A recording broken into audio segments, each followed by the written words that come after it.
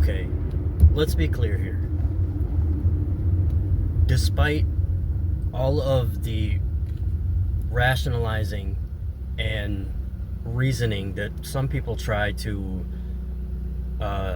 inundate us with or try to invoke, the Nazis were not socialist. They were fascist. Socialism and fascism are on two opposite ends of the political spectrum. Just because certain things have certain names or features or characteristics in common does not make them akin to each other. That kind of reasoning, it's very like elementary reasoning. It's very remedial. That's the type of rationale that a kid would use. It's juvenile, it's puerile reasoning. And it doesn't take a whole lot of intellectual capacity to perform. So for those of you out there who lack that intellectual capacity, let me break it down for you, all right? The Nazis were fascists and proud fascists. That was how they identified politically, and they were proud of it. And they actually were very much against socialism. And the socialists, the communists, the anarchists, all of the people who were on the left end of the political spectrum were targeted by the Nazis. They were targeted by fascists. And not just the Nazis, but also Mussolini as well.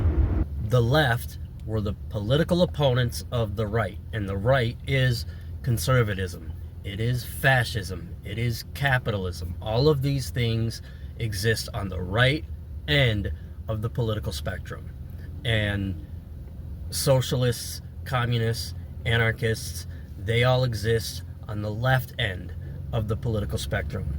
And there's a lot of different other isms and political identities and, political ideologies in between, but those two ideologies are diametric from each other.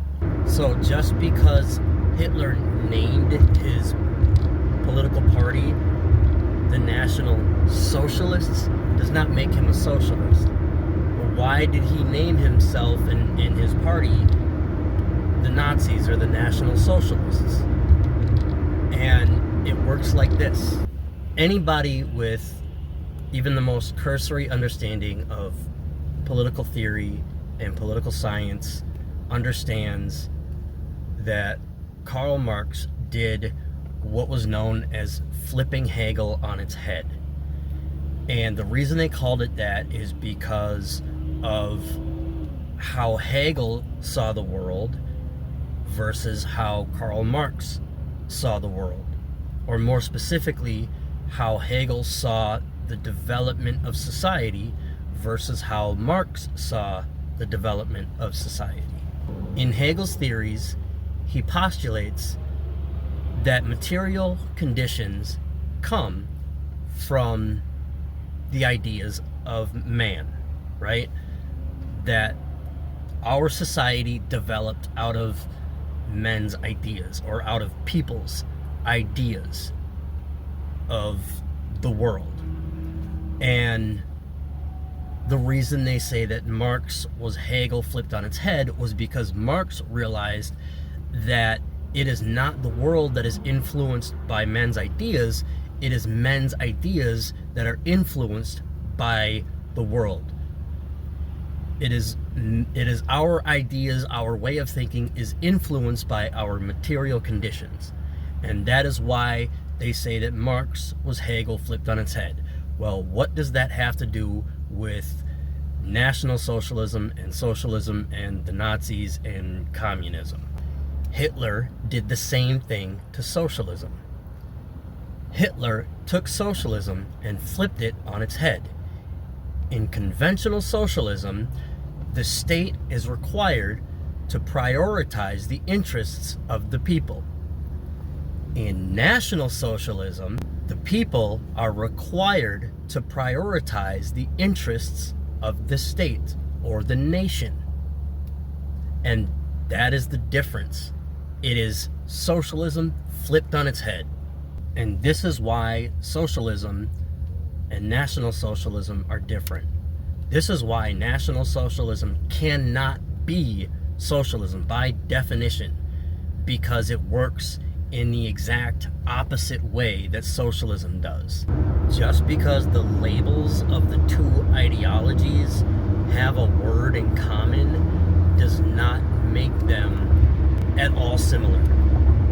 And if that's your reasoning, you're going to be really disappointed when you find out what a titmouse is, or when you find out what lying is. A titmouse is a bird. It does not contain either a tit or a mouse. Lying does not actually require you to lie down. And this is the type of puerile reasoning that people like to use.